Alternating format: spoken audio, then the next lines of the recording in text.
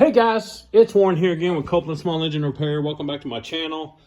I'm out here trying to get some of this crap done, but thought I'd take a second to make a short video. I've got a Skag Zero turn out here. It's got a big V-twin Kawasaki on it, and he was having trouble with this head here. The valve guide had moved, and he does not want or doesn't have the money to buy a new head, and he wanted me just do what I need to do to make this thing stop smoking like a freight train and get it back together.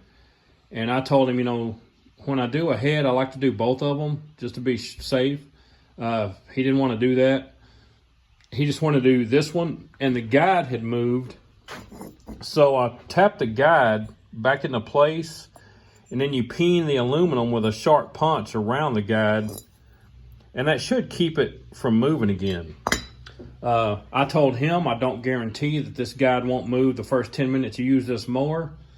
So after you pay me for all the parts and labor and pick this thing up, I don't guarantee this for 10 minutes. But this is the route he wanted to go, so this is what I'm doing. But I wanted to show you why you need to resurface a head.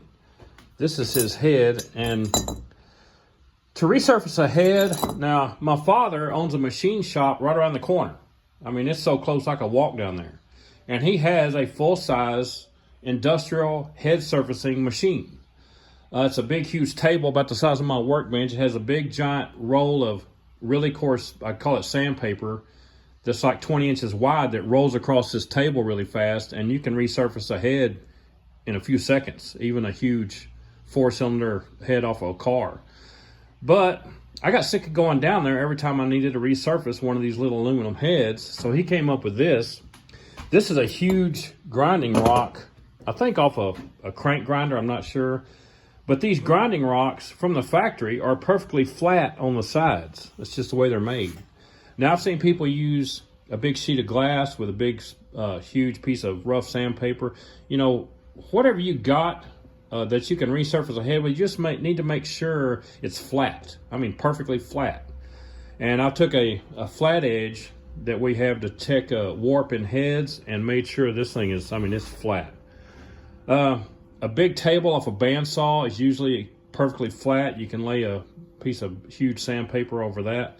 But this is what I use, and I'm gonna show you why you need to resurface the head. A head that's been on the mower for a while will bow. I mean, it's not bowed like a banana, but it's bowed like this in both directions. And you can see I've already started to resurface this head, and you'll notice it's only shiny right here on the corners. That's because when it's laying down like this, the only part of this head that's touching this rock is these corners. And you don't want to go through the trouble to put a head gasket on this thing after you've done all the other work you're going to do to this and put it back together, and a month later the head gasket blows because you didn't resurface the head. Now watch, now when you do resurface a head on a big stone like this, you just go in circles. On any kind of head surfacing mechanism you come up with, you need to just go in tight circles. So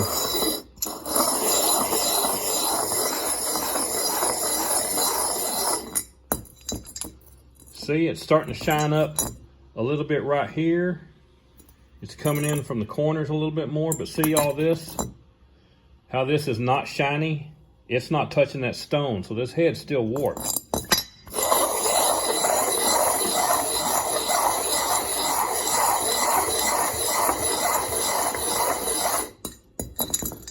Getting a little better. It's a little shinier across here.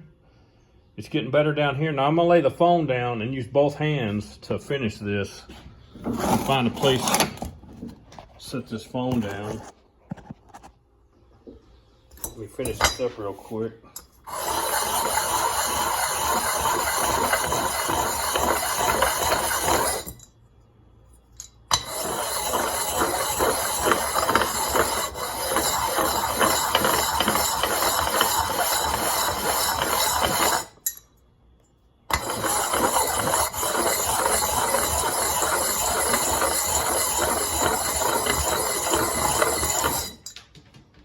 Sucker's warped.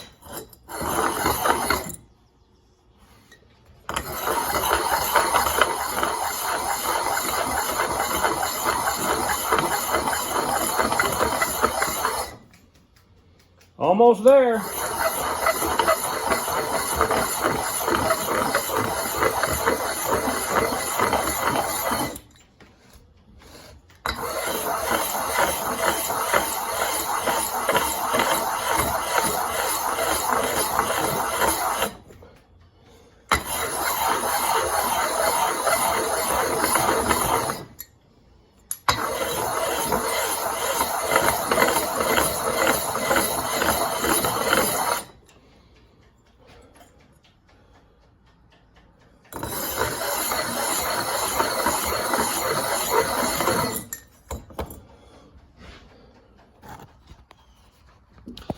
Now,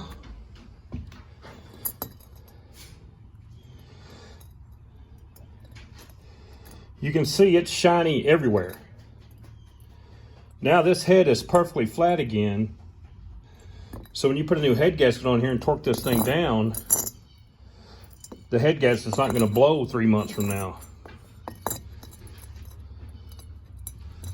All nice, shiny, perfectly clean and flat. Anyway, that's all I got for you today. If you take the heads off of anything, resurface the head before you put it on. Come up with a grinding rock.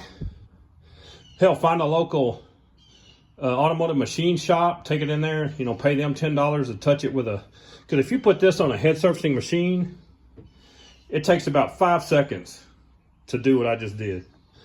But this is handy. It's just right here in my shop. But that's my video for today. Make sure you resurface the heads before you put them back on so you're not wasting your time. Catch me later.